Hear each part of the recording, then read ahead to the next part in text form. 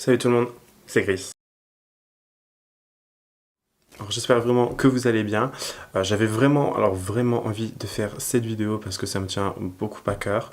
C'est une vidéo vraiment importante et une vidéo qui je pense doit être faite.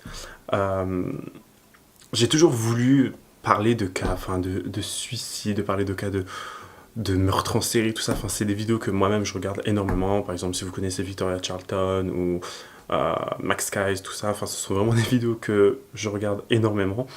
Et je voulais vraiment parler de ce cas sud-coréen qui a vraiment marqué la Corée du Sud par ça, de par sa barbarie, de ses actes ignobles et de par la justice surtout.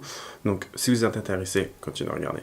Donc voilà, là j'ai toutes mes notes avec moi pour éviter d'oublier quoi que ce soit, pour vraiment bien vous présenter le sujet, pour vraiment bien vous en parler. L'histoire que je vais vous raconter aujourd'hui nous parle donc de la tragédie qu'a subie Na-young, donc une jeune fille de 8 ans à l'époque. Donc ça se passe en décembre 2008. Elle a été violée, noyée et étranglée par Cho Do-sun. Il y a vraiment des détails assez gore. Je vais également essayer de mettre quelques photos pour vous illustrer tout ça, pour éviter... pour vraiment que vous voyez à quel point il y a eu des dégâts, tout ça. Si vous êtes des personnes assez sensibles à ce genre de sujet, je vous conseille de ne pas regarder la vidéo parce que ça va vraiment être... Je vais vraiment rentrer dans les détails parce que je pense que c'est important de voir à quel point cette histoire est vraiment horrible. Donc voilà, on commence. Alors déjà, pour mieux comprendre l'histoire, je vais vous tirer un portrait de cette personne de Cho Do-sun. Donc à l'époque, c'est un homme de 57 ans. Il est né le 18 octobre 1952 en Corée du Sud. Donc en 1970, il a commis son premier crime, son premier délit. Il avait volé un vélo. Donc à l'époque, la police l'a pas vraiment arrêté. Ils m'ont juste dit, en gros, ils ont tiré les oreilles. Ils m'ont dit, ne refais plus ça.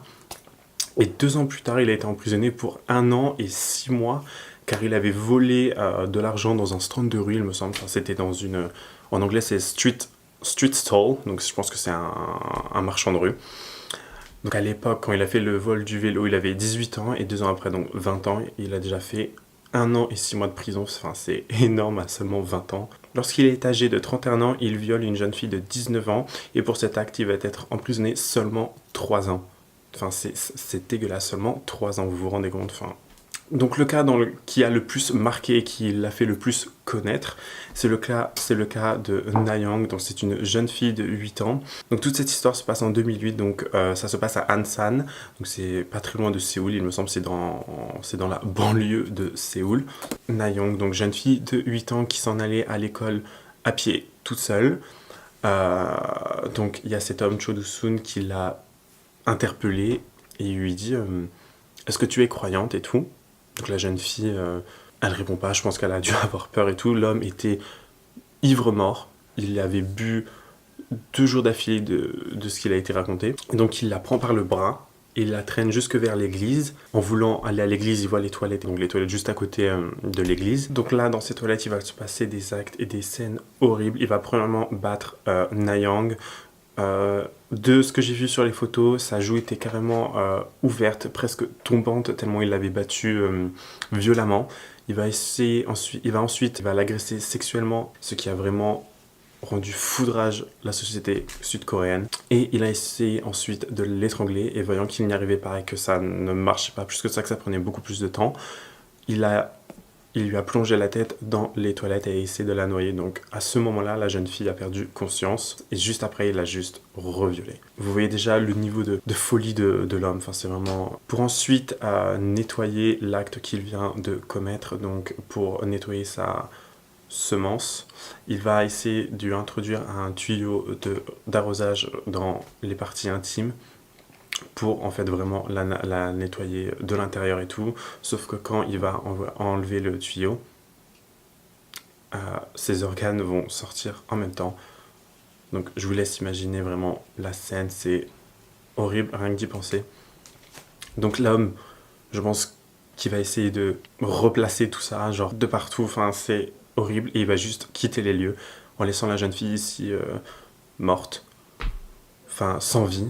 C'est horrible, vraiment. La jeune fille, donc Na-young, va reprendre connaissance juste après, et elle va ramper jusqu'à trouver des personnes et crier à l'aide, enfin vraiment demander de l'aide aux personnes, aux passants qu'elle va avoir. Donc la fille, elle va ramper dans ces conditions horribles et va être amenée à l'hôpital de toute urgence. Donc la fille sera amenée de toute urgence à l'hôpital et va subir une opération de plus de 8 heures. Donc il faut se dire que 8 heures, c'est énorme, c'est très long. Ils vont devoir enlever son intestin car il a été endommagé à plus de 80%. Suite à cette opération, donc Na-Young a dû subir on a dû enlever donc son intestin, comme je vous ai dit, qui avait été endommagé à 80%. Et maintenant, elle devait vivre avec une poche de stomie. Donc, pour ceux qui ne savent pas ce que c'est une poche de stomie, c'est donc une poche qui va récolter, enfin qui va accueillir vos selles et votre urine, car votre intestin ne fonctionne plus forcément. Et il faut également savoir que la jeune fille a dû avoir on a dû lui greffer, lui refaire un anus, un faux anus, car il avait été également très endommagé.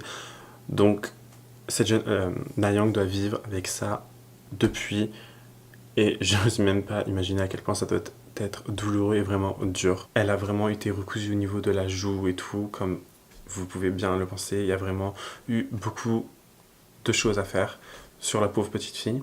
Je me dis qu'à l'époque 2008, on était avancé dans la technologie vraiment de la chirurgie et tout, mais je me dis que vraiment 8 heures sur une jeune fille qui a seulement 8 ans, franchement les médecins ont dû faire un super bon travail et vraiment très précisément et tout, enfin c'est tout à leur honneur vraiment. Donc à ce moment-là, la police va essayer de rechercher l'individu, donc Cho Do-soon. Il faut savoir que sur la scène de crime, il avait tout bien nettoyé, enfin presque. Il avait essayé, enfin ça a été très compliqué pour les agents de police de retrouver quoi que ce soit. Sauf qu'il a laissé 3 empreintes qui vont forcément mener à lui directement et il a été arrêté donc sur le champ. Donc comme je vous en ai déjà parlé, il a eu un casier judiciaire énorme, vraiment super lourd.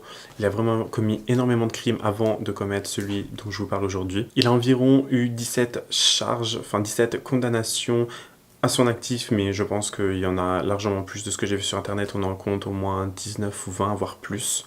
Donc c'est pas rien, genre. Donc de là s'ensuit un procès forcément contre Cho Do-soon.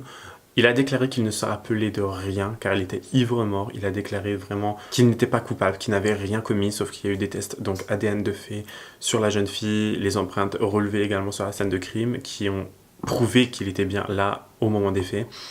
Il va donc premièrement être jugé assez lourdement, donc ils vont vouloir l'emprisonner à vie, sauf qu'ils vont faire appel donc à Na-Young qui à l'époque donc avait subi sa chirurgie et qui était un peu mieux, qui s'était remise en quelque sorte. Non, enfin, je pense pas qu'on peut se remettre de ce genre d'acte, mais elle était apte à parler et à se rendre donc au procès. Et donc ils lui ont demandé, la défense de Cho Do-soon a demandé à Na-Young quelle odeur avait l'homme, est-ce qu'il était ivre pour toi, quelle était son odeur et tout. Donc elle a dit qu'il sentait énormément l'alcool et la cigarette, ce qui a donc eu pour effet donc de prouver que l'homme était vraiment saoul et vraiment ivre-mort à un point vraiment inimaginable. Donc de là, il y a eu un assouplissement de sa peine. Donc ça veut dire il est passé de prison à vie à seulement 12 ans de prison. Je ne sais pas si vous vous rendez compte. La jeune fille a seulement 20 ans aujourd'hui. Aberrant, enfin, il n'y a pas d'autre mot. Donc 12 ans de prison, c'est vraiment rien pour un viol d'une telle atrocité, Il n'a pas été jugé pour ce qu'il a fait avant, mais pour un acte aussi horrible, seulement 12 ans, enfin c'est rien du tout. Donc là où ça pose vraiment problème, c'est qu'il va être libéré cette année en décembre 2020, il me semble que c'est le 13 décembre 2020. Sauf que donc forcément le peuple sud-coréen n'approuve pas du tout, ils sont vraiment en colère, ils ne veulent pas que cet homme soit libéré, c'est un danger pour la société. L'homme en 2020, là, il n'a que 68 ans, enfin que 68 ans, je veux dire, à 68 ans, tu peux toujours commettre des actes horribles et des actes d'atrocité. Donc il va sortir dans pas longtemps et il y avait donc une pétition qui avait été faite auprès de la Maison Bleue, une pétition qui avait récolté pas moins de 600 000 voire 800 000 signatures.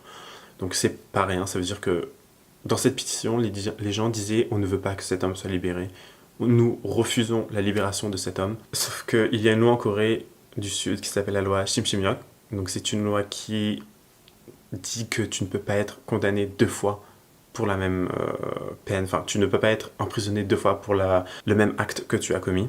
Donc là, franchement, ça pose un problème vraiment au niveau de la société coréenne. On sait que les lois, on sait que les droits de l'humain et tout, enfin les droits de l'homme ici, c'est pas quelque chose qui est très travaillé, je pense. Enfin, je pense qu'il y a vraiment, il doit vraiment revoir ce genre de choses. Parce que l'homme, en décembre, il sera libre comme l'air. Il sera vraiment comme ça. Et il pourra faire ce qu'il veut, encore une fois. C'est dégueulasse. Enfin, vraiment dégueulasse. Le pire, c'est qu'il y a une rumeur qui dit qu'il va retourner vivre donc, chez sa femme. Donc sa femme habitant à Ansan, là où il a commis les actes de barbarie. Enfin, il n'y a pas d'autre mot, c'est vraiment des actes barbares. Où il a commis ces actes, il va retourner vivre là-bas. Et il y a une rumeur encore qui dit que Nayang vit toujours près, enfin là où les actes se sont passés. Donc elle vit elle aussi toujours à Ansan, là où ça s'est déroulé. Donc j'ose même pas imaginer la peur et l'angoisse que la famille et que la victime sont en train de ressentir. Il va également, donc après sa sortie de prison, il va avoir un bracelet électronique. Donc vous savez, c'est quelque chose qui va vous traquer, vraiment, qui va vous dire tout ce que vous allez faire et tout. Il va avoir un bracelet électronique, sauf que là encore, ça pose problème parce que c'est quelque chose qu'on peut enlever, je pense, facilement. C'est pas, ça vous empêche pas de vivre. L'homme sera quand même libre. Il pourra faire ce qu'il veut. Donc il va avoir ce bracelet électronique pour que la police ait toujours un œil sur lui, savoir s'il va recommettre des actes. Il y a également un film qui a été fait sur cette histoire qui s'appelle So One, donc qui est Hope ou Wish en anglais. Il est disponible sur Netflix, je sais qu'en Corée il est disponible. Après en France, je ne sais pas. Dans les autres pays, enfin j'en ai aucune idée. Je sais qu'en Corée, je l'ai regardé il n'y a pas longtemps et ça m'a vraiment marqué parce qu'on voit vraiment le processus, on voit vraiment comment la police a travaillé, on voit vraiment... On voit pas l'acte, on voit pas l'agression sexuelle en soi, mais on voit vraiment les conditions dans lesquelles la fille a évolué. Est-ce que c'est vraiment comme ça dans la réalité? Je ne sais pas, mais dans le film, enfin, je pense qu'on n'en est pas très loin. Donc c'est un film vraiment que je vous recommande, qui est très intéressant, qui est super bien fait. Il y a vraiment plein d'émotions, enfin... Même, je pense, la personne là, avec un cœur de pierre pourrait même pleurer, vraiment. C'est un film vraiment qui m'a marqué et je vous le recommande vraiment. On connaît donc le visage de Cho Do-soon à l'heure actuelle, on sait à quoi il ressemble parce que en Corée, il est autorisé de montrer le visage au peuple lorsque vous êtes criminel, donc on sait à quoi il ressemble, donc on sait déjà de qui on pourra se méfier. Il y a également eu une incompétence de la police. Enfin, j'ai l'impression que dans tous ces genres de cas, enfin, il y a vraiment une incompétence. La police est vraiment nulle. Enfin, il n'y a pas d'autre mot. Enfin, ils sont bêtes. Ils ont dû demander à Nayong de répéter 3 fois les faits, car elle n'arrivait pas à faire fonctionner le matériel audiovisuel, enfin le matériel qu'elle allait la filmer pour qu'elle raconte l'histoire. Donc ces vidéos allaient servir de preuve au juge, et donc ils ont mis 3 fois. Ils lui ont demandé à répéter 3 fois à la jeune fille de 8 ans. Un an après les faits, il y a une chaîne de télévision et des journalistes qui ont voulu interroger Nayang sur donc, ce qui s'était passé. Sauf que la jeune fille était toujours trop faible de par les violences physiques et mentales qu'elle a subies. Donc elle a juste en fait dessiné ce qu'elle avait subi pour raconter l'histoire, et de ce qu'on peut en voir, c'est vraiment choquant, c'est vraiment triste, vraiment. Il faut savoir également que après sa libération, Cho Do-soon, toutes ces informations vont être publiées sur internet, donc son lieu de résidence. Il va également y avoir ses voisins qui vont être mis au courant tout le temps de tout ce qu'il va faire, c'est-à-dire déplacement, déménagement, où est-ce qu'il va aller. Ses voisins seront toujours mis au courant. Donc ça, je pense que c'est quelque chose qu'ils ont mis en place et qui est une bonne nouvelle. Enfin, c'est quelque chose qui est nécessaire, je pense. Maintenant, je pense que concrètement à sa sortie, les gens, je ne sais pas trop comment ils vont réagir, mais il va, je pense, se faire massacrer, ou il devra rester vraiment très petit et ne rien dire. Donc voilà, c'est la fin de cette vidéo. J'espère qu'elle vous aura plu et que vous aurez appris énormément de choses sur ce cas. Donc Cho Do-soon va être libéré dans moins de 2 mois, il me semble. Ouais, environ presque 2 mois. Donc je pense que il y aura énormément de rebondissements et de news au niveau des journaux coréens et des sites d'information. Donc nous allons bien voir ce qui va se passer, comment ça va se dérouler, tout ça, tout ça. J'espère, enfin je sais que ça change énormément de ce que j'ai l'habitude de faire, donc c'est-à-dire le make-up, tout ça, parler de beauté, c'est vraiment... Je voulais vraiment m'essayer un nouveau format, je voulais vraiment m'essayer à quelque chose de nouveau, parce que j'ai toujours voulu partager cette autre passion que j'ai, donc c'est-à-dire le true crime et tout ce qui est criminel et tout. Donc j'espère en tout cas que ça vous aura plu. Donc n'hésitez pas à me dire en commentaire si vous aviez déjà entendu parler de cette histoire, ce que vous en avez pensé, si vous avez déjà vu le film So One, Hope, et n'hésitez vraiment pas à me follow et à partager la vidéo pour faire connaître cette histoire au monde entier. Donc voilà, moi je vous fais plein de bisous et je vous dis à la prochaine. Bye guys.